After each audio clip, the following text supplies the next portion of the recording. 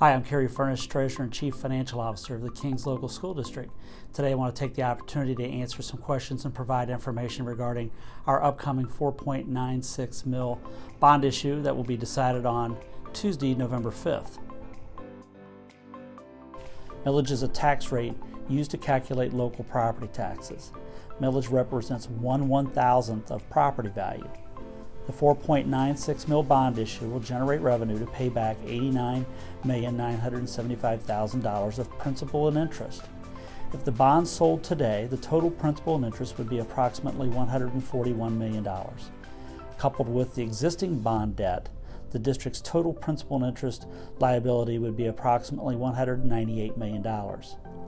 It is wise to finance public improvements over time because it allows future users of the facilities to pay towards the cost of their construction.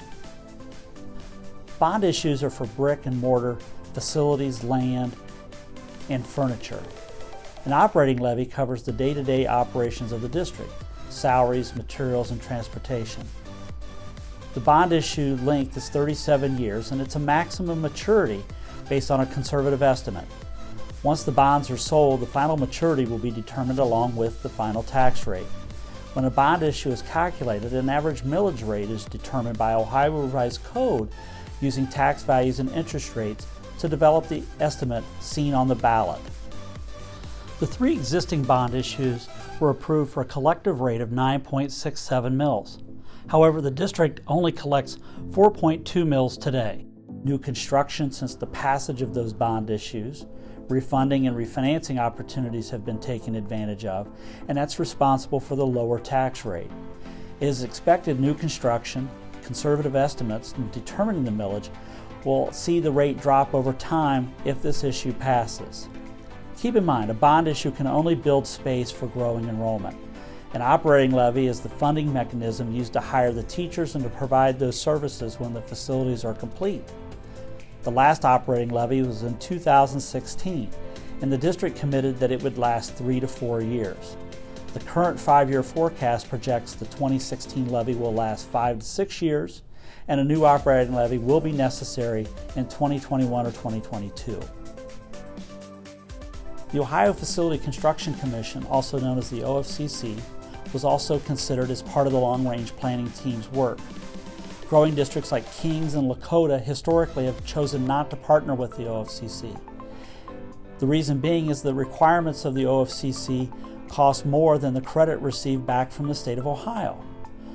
For Kings, the OFCC would not support the master plan based on our projected enrollment. And in fact, the district's current enrollment is higher than what the OFCC projected in 2024. The OFCC plan would have required more square footage than is in the proposed plan to be decided. And to put into perspective here, Kings would have had to have funded 82% of the plan, but only maintained 50% of the decision making. The current plan will also provide that each teacher has a classroom.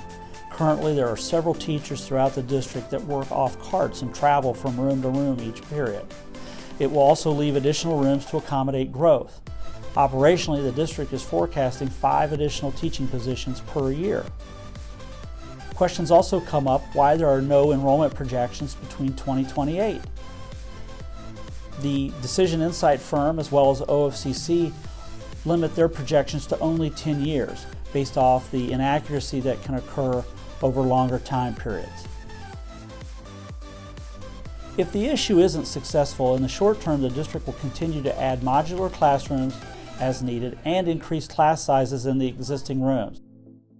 Opponents of the bond issue have called for a different plan to address the student growth in Kings. Their plan does not address the cost of life safety systems and improvements to the existing buildings. It will also not address hallway sizes, ingress and egress off of the existing school sites. In particular, at the high school and junior high campus, additional parking in their plan would take away current practice fields. This would result in students having to travel off campus for practices and possibly games. Maintaining curricular, co-curricular, and extracurricular activities on the high school junior high campus was an important component of the feedback received from the community. I hope that helps answer your questions today, and I want to thank you for investing the time to learn more about this issue that will be decided on Tuesday, November 5th. Thank you.